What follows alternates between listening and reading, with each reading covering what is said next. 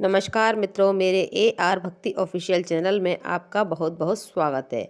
आज पौष अमावस्या की कथा मैं आपको इस वीडियो में सुनाऊंगी। यदि कहानी अच्छी लगे तो प्लीज़ वीडियो को लाइक, शेयर और चैनल को सब्सक्राइब करना ना भूलें और बेल आइकन ज़रूर प्रेस कर लें ताकि आने वाले नए वीडियोज़ की नोटिफिकेशन आप पर सबसे पहले पहुँचें। तो आज की वीडियो में हम पौष अमावस्या की कथा सुनेंगे, उसका महत्व जानेंगे। पौष अमावस्या की कथा सुनने मात्र से भगवान अपने भक्तों पर विशेष कृपा करते हैं और जो कोई भी अमावस्या को पक्ष को व्रत पूजा करता है, अपने पितरों को पिंडदान करता है, उससे पितर बहुत प्रसन्न रहते हैं। कृष्ण पक्ष की अंतिम तिथि को अमावस्या कहते हैं। धार्मिक मान्यताओं के अनुसार अमावस्या तिथि का बड़ा महत्व है क्योंकि कई धार्मिक कार्य अमावस्या पर ही किए जाते हैं। जैसे पितरों की आत्मा की शांति के लिए इस दिन तर्पण और श्राद्ध किया जाता है। यह पितर दोष और काल सर्प दोष से मुक्ति पाने के लिए इस दिन उपवास भी रखा जाता है। पौष मास में सूर्य देव की उपासना का भी विशेष महत्व है। हिंदू धर्म ग्रंथों में पौष मास को बहुत ही पुण्यदायी माना गया है। धार्मिक और आध्यात्मिक चिंतन मनन के लिए यह माह श्रेष्ठ माना गया है। पौष माह के दिन ब्रह्म मुहूर्त में उठकर किसी पवित्र नदी में स्नान करना चाहिए। अगर ऐसा संभव ना हो तो आप नहाने के पानी में गंगा जल भी मिलाकर स्नान कर सकते हैं।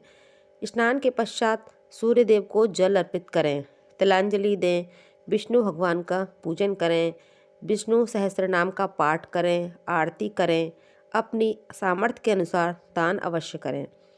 अमावस्या के दिन पीपल के वृक्ष में पूजा करें और तुलसी जी की परिक्रमा करें।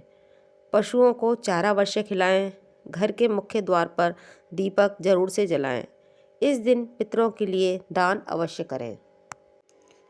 कथा इस प्रकार है। कांचीपुरम में एक ब्राह्मण रहता था। उसका नाम था देव स्वामी और उसकी धर्मपत्नी का नाम था धनवती। उसके 7 पुत्र और एक पुत्री थी। पुत्री का नाम गुणवती था। ब्राह्मण ने 7 पुत्रों का विवाह करके फिर अपनी पुत्री का विवाह करने की सोची। उसने बेटी के लिए सुयोग्य वर खोजने गया। उसने पंडित को उसकी कुंडली दिखाई। तब पंडित जी कहने लगे, इस कन्या की कुंडली में वैधव्य योग है। तब पंडित जी ने पूछा, इसका निवारण कैसे होगा? तब पंडित जी बोले, सोमा की पूजा करने से वैधव्य दोष दूर हो जाएगा। फिर पंडित जी ने बताया कि शोभा कौन है, कहाँ रहती है? उन्होंने बताया कि शोभा एक धोवन है जो सिंगल द्वीप में रहती है। उसे प्रसन्न करो। इसके विवाह से पहले उसे यहाँ बुलाओ। तब देव स्वामी का छोटा बेटा बहन को साथ लेकर सिंगल द्वीप जाने के लिए सागर तट पर चला गया। दोनों सागर पार करने की चिंता में एक वृक्ष की छाया में बैठ गए। उसे पेड़ पर एक घोंसले में गिद्ध का परिवार रहता था। उस समय सिर्फ गिद्ध के बच्चे ही वृक्ष पर बैठते थे क्योंकि उनकी माँ उस समय वह वहाँ पर नहीं थी। वह उनके लिए भोजन ढूंढने गई थी। जब बच्चों की माँ आई तो उन्होंने भोजन नहीं किया। माँ बोली, मेरे नीचे तो प्राणी सुबह से भूखे प्यासे बैठे हैं। जब तक वह कुछ नहीं खा लेते तब तक हम भी कुछ नहीं खाएंगे। तब गिद्ध माता उनके पास आई और बोली कि मैंने आपकी इच्छाओं को जान लिया है। आप इस वन में से फल फूल लेकर खा लीजिए। इसके बाद मैं तुम्हारी सिंगल द्वीप की सीमा पार करवाने में मदद करूंगी। वह दोनों भाई बहन गिद्ध माता की मदद से सीमा के पार जा पहुँचे। प्रातःकाल उठकर शोभा का घर बुहारने लगे। शोभा के घर का सारा काम उनके उठने से पहले ही कर देते। तब शोभा की बहुओं ने उनसे पूछा कि आप हमारे उठने से पहले ही घर का सारा काम क्यों कर देती हैं? तब शोभा बोली, मैं तो घर का कोई काम नहीं करती। मुझे तो ऐसा लगता है कि तुम लोग मेरे उठने से पहले घर का सारा काम कर देती हैं। बहुओं ने कहा, नहीं माँ जी, हम तो घर का कोई काम नहीं करते। तब सोमा ने कहा, इसका मतलब कोई और यहाँ आकर घर का काम करता है। अगले दिन सोमा जल्दी उठी और देखने लगी कि आज देखती हूँ हमारे घर का सारा काम कौन करता है। तब सोमा ने उन दोनों भाई बहनों को काम करते हुए देख लिया और पूछने लगी कि तुम मेरे उठने से पहले मेरे घर का सारा काम क्यों कर जाते हो। तब भाई ने सोचा कि बहन के वैधव्य दोष की बात बताई जाए।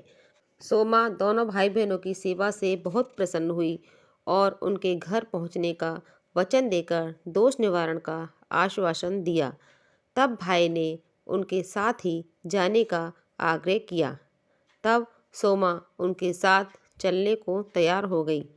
सोमा ने अपनी बहू से कहा, मेरी अनुपस्थिति में अगर किसी का देहांत हो जाए तो उसके शरीर को नष्ट मत करना, मेरा इंतज़ार करना।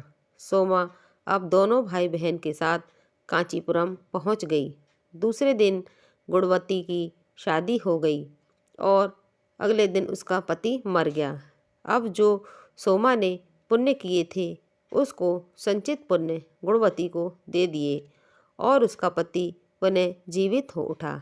उधर संचित पुण्य देने से सोमा के पति, पुत्र और जमाता की मृत्यु हो गई। सोमा ने पुण्य संचित करने के लिए मार्ग में पीपल की छाया में विष्णु जी की पूजा करके 108 परिक्रमा की। उसके परिवार के लोग जीवित हो उठे। निष्काम भाव से सेवा का फल मधुर होता है। इस तरह से पौष अमावस्या की कथा पूर्ण होती है। जो व्यक्ति पौष पूर्णिमा व्रत कथा सुनता है वह उसके सभी नियमों का पालन करता है।